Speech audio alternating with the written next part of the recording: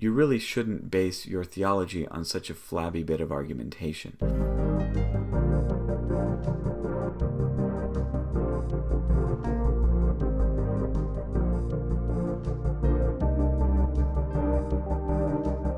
Hello, and welcome to the Beginning of Wisdom, Theology and Apologetics in the Sight of God.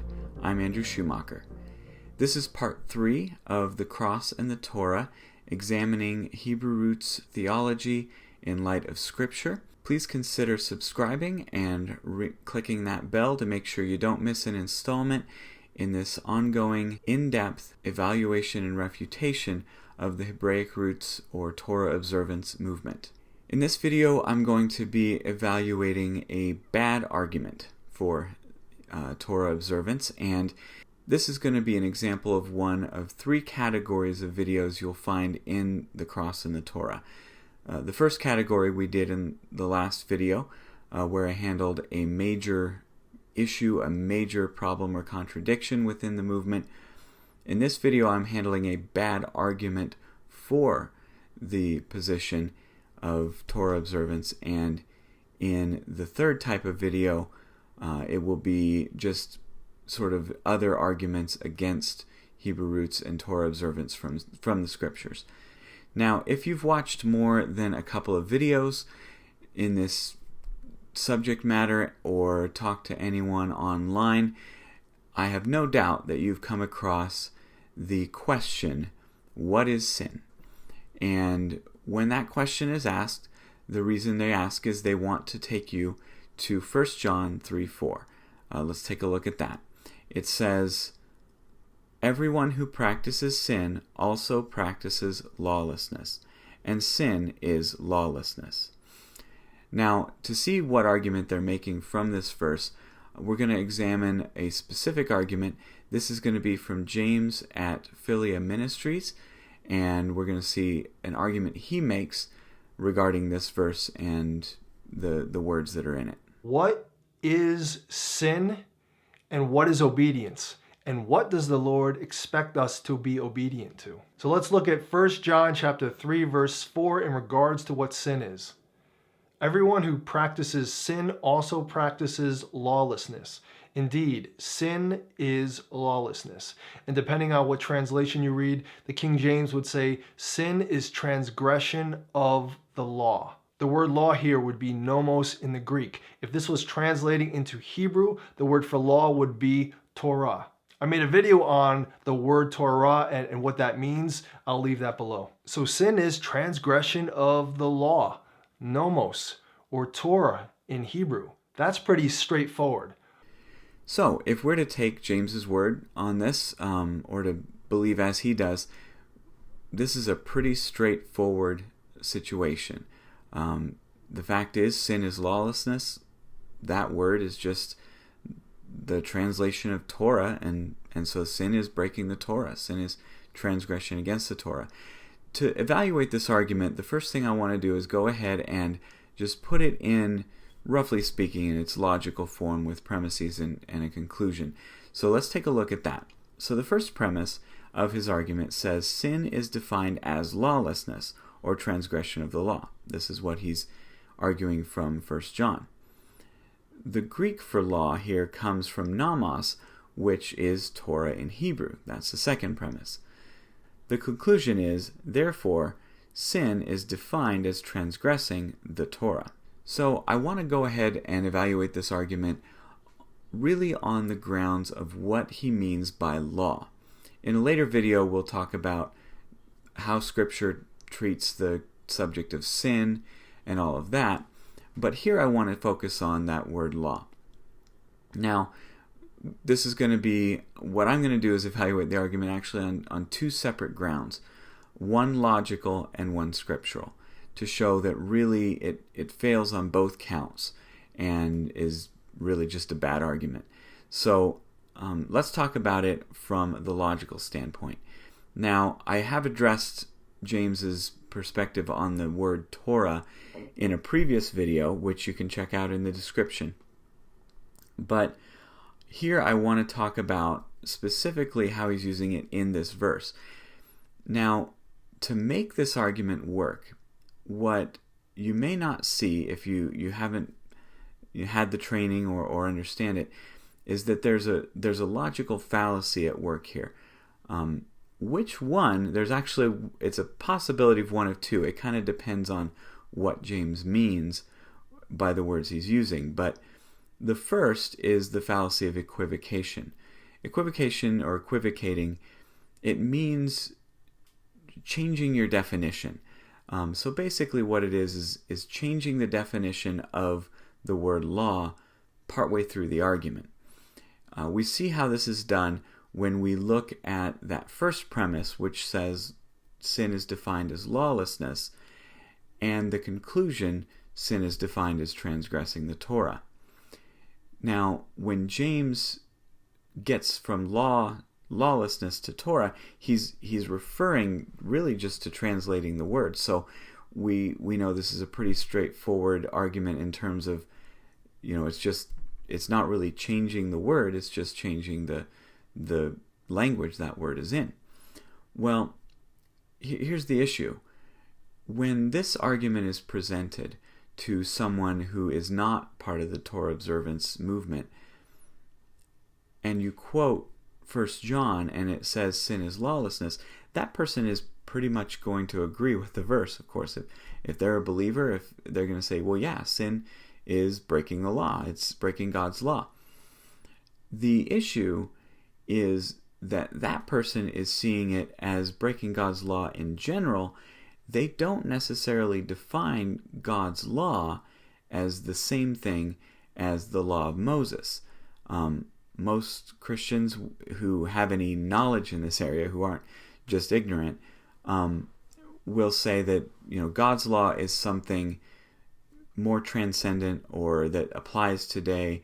Maybe they'll say that law is built into creation, or it's the moral law. I mean, they'll use a lot of different language to talk about it, but they'll say just generally what God requires of us is what God's law is, and the law of Moses is what God required of the nation of Israel at that time. So they'll make a differentiation. Now, obviously, in the Hebrew Roots movement, there's no differentiation. That's their argument, is that they're saying, no, these are one and the same. So the problem here, though, is that to get the person that James is trying to convince, to get them to go along at this stage of the argument, they have to agree that sin is lawlessness, as John is saying. But the only way they would agree is when you use the non-Hebrew roots definition of lawlessness. And so the problem is that the argument doesn't do anything to move them from that to the law of Moses. All he does is translate it into Hebrew. But now at the conclusion, he's saying it's transgressing the Torah. And this is where the equivocation takes place, because now James is talking about the law of Moses.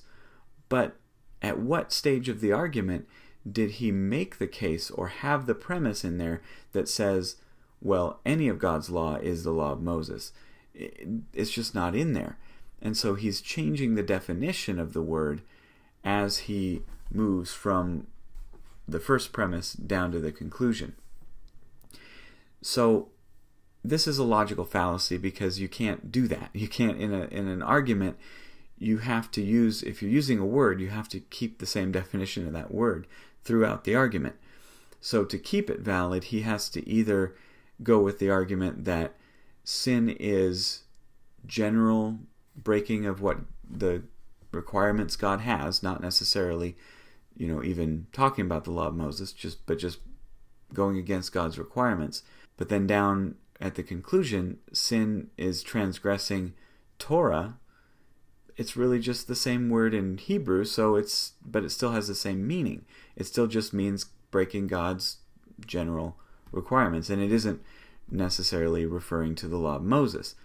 So that doesn't really work for James. I mean, he wants to get you to the law of Moses. So we can't go with the first definition the whole way through, because it doesn't get to the conclusion he wants to get to.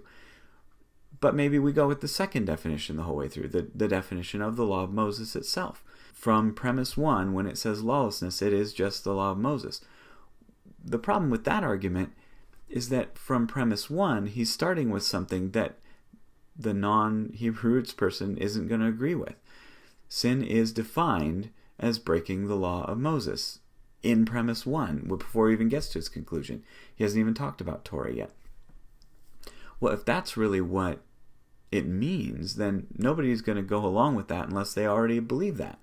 So this is part of the reason it's a bad argument. So equivocation means having to change the definition. He can't make this the argument he wants it to be while maintaining the same definition from beginning to end.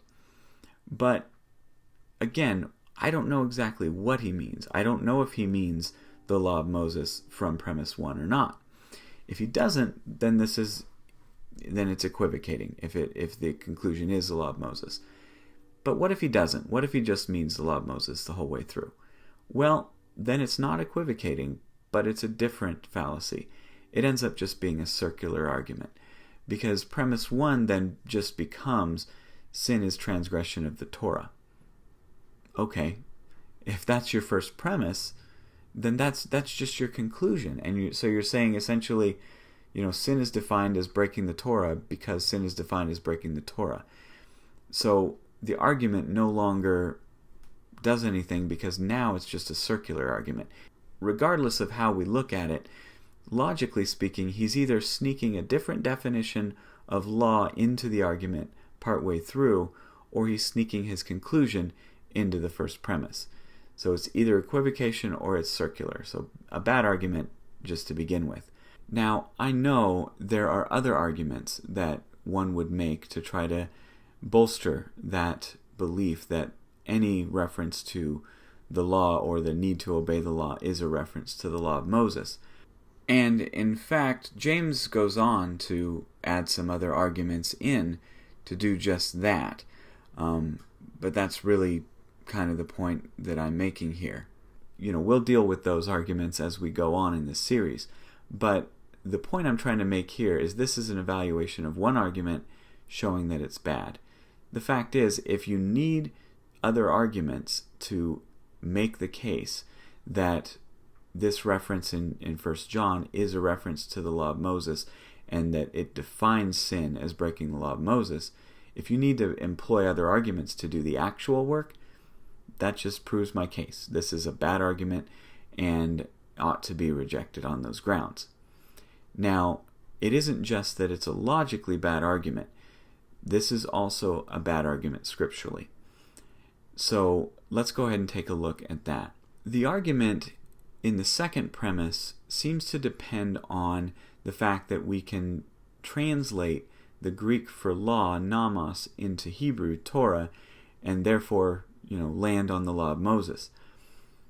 The problem is that word law, nomos, in the Greek in the New Testament is used in multiple ways.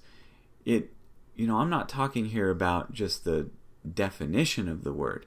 I'm talking about what it is referring to primarily. Sometimes it refers just to what its definition is. It refers to instructions or commands. But in a general sense, it may refer to one command, it may refer to all the commands together. There's that. But what it also does is it refers to some other things. And as far as I can see, there are 5 main things that it refers to in the New Testament. One is the first 5 books of Moses. It also refers to the entire Old Testament scriptures as a name for them. The word law also refers to spiritual or natural principles or things that are at work that aren't necessarily something we, would obey, at least consciously, in the same way as we look at written instructions. And I'll go over that a little bit. And then, of course, it does refer to instructions or commands, either singly or as a group. And it also does refer to the law of Moses, to the specific instructions given at Mount Sinai. So let's consider each of these usages briefly, go over some of the scriptures that talk about them. So for the first 5 books of Moses, this usage is common in the New Testament, and it isn't just a reference to the instructions, it's a reference to the whole book, all 5 books and everything that's in them. It's a reference to the narrative portions, the poetic portions, all of it. It just calls it the law. And usually when it does this in the New Testament, it's coupled with other language. So it either says something like the law and the prophets, or the law, the prophets, and the Psalms, things like that. And let's take a look at a couple verses to show what I mean. In Luke 16:16, it says, "The law and the prophets were until John, and from that time on the kingdom of God has been proclaimed, and everyone is urgently pressed into it." And then in Luke 24:44, it says, "These are my words that I spoke to you while I was still with you, that everything that is written about me in the law of Moses and the prophets and the Psalms must be fulfilled." So in these cases, we have the law referring to the 5 books of Moses, and we know this because it's coupled with the prophets or the prophets and the Psalms. So this is one usage, a very common one. It also refers to the entire Old Testament scriptures. So we see this when the word law is used to refer to something outside of those first 5 books. A couple examples I'll give you here. John 10:34 says, "Jesus answered them, 'Is it not written in your law, I said you are gods?'" This is a quotation from Psalm 82, so not out of the first 5 books. And then in 1 Corinthians 14:21, Paul writes, "In the law it is written, by those who speak a foreign language, and by the lips of others I will speak to this people, and not even in this way will they obey me." This is a quotation from Isaiah 28:11 and 12. So we have quotation from the Psalms, quotation from Isaiah, both called the law. And again, this is just in a shorthand way of referring to the Old Testament. The first word in the normal way of saying law, prophets, writings, that kind of thing, the first word is law, and so some people just say it quickly by saying the law. Just a nice one-word way of doing it. And Jesus does it, Paul does it. Then in another way that it's used is sort of as a principle or something that's happening in a nonverbal way. We find this in Romans 7, verse 22 and 23. It says, "For I joyfully agree with the law of God in my inner person, but I observe another law in my members, at war with the law of my mind, and making me captive to the law of sin that exists in my members." So here we have really 4 titles, but from the context it's pretty clear he's referring to just 2 laws. There's the law of God and the law of his mind, which are equated. Basically, the law in his mind is the law of God that he's thinking of, that he wants to obey. And then the law in his members and the law of sin, again, are equated. And that is basically if you want to use instruction language, it's instructions that his members are following, that his flesh is following. It's the sin nature. It's just speaking of it in terms of law, but it's really just the sin nature causing him to want to sin, even though he knows that it isn't right. So that's another way the word is used. Of course, it is used as instructions. So references like 1 John 3:4 are definitely references to commands of God and in a general sense. But not every instruction of God is found in the law of Moses that was given at Sinai. Obviously, Adam and Eve broke a law when they ate of the tree, but that law isn't found in what was given at Sinai. That was something given specifically to Adam and Eve. So we do have and see many, many examples of instructions and laws and commands given by God that are not necessarily in there. So that's why it is a separate category. And then, of course, the law of Moses is referred to many times as the law. Now, some people in the Hebrew Roots movement will object to my differentiating these two, and that's fine. If you want to do that, that's obviously your position. That's what we're arguing about. But my point is that we can see commands given in one place in the Bible that we don't also find there in the law of Moses. The point I'm making right now is that the law is used more than one way. It refers to more than one thing.